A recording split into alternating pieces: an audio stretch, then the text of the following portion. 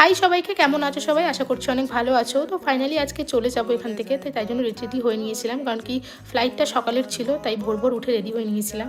আর ঘরগুলোকে দুজন মিলে গুছিয়েছিলাম, সাজিয়েছিলাম। এখন সব ঘর ফাঁকা দেখে অনেক মনটা খারাপ লাগছিল, তো কিছু করার নেই, কাজটাই এরকম, তো যেতে তো হবেই।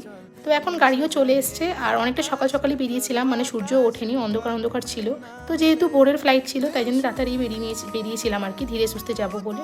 আর তারপরে রাস্তায় একটা জায়গা দেখে একটু দাঁড়িয়েছিলাম ব্রেকফাস্ট করার জন্য, কারণ কি এখন টাইমে টাইমে খেয়ে নিই, নাহলে শরীরটা অনেক খারাপ করে। আর তারপরে ওখান থেকে বেরিয়ে একটু ওখানে অফিসে গেছিলাম, কারণ কি ওর ওখানে কাজ ছিল। তারপরে আমরা এয়ারপোর্টে চলে এলাম, আর গুয়াহাটির নতুন এয়ারপোর্টটাও দেখলাম, খুব সুন্দর করেছে, মানে এখনও চলছে আর কি কাজ। তো তারপরে দেখো এখন চলে এসেছি এয়ারপোর্টে, এখন সব মানে ফর্মালিটিস হবে, নিয়ে এবারে যাওয়ার পালা। তো মনটা তো খারাপ, কিন্তু একদিক থেকে ভালো কি বাড়ির কাছে যাচ্ছি, তো সব দিক থেকে মিলিয়ে একটা মিক্সড ফিলিংস। তো কিছু করার নেই, জীবনটা তো এরকম চলতেই থাকবে।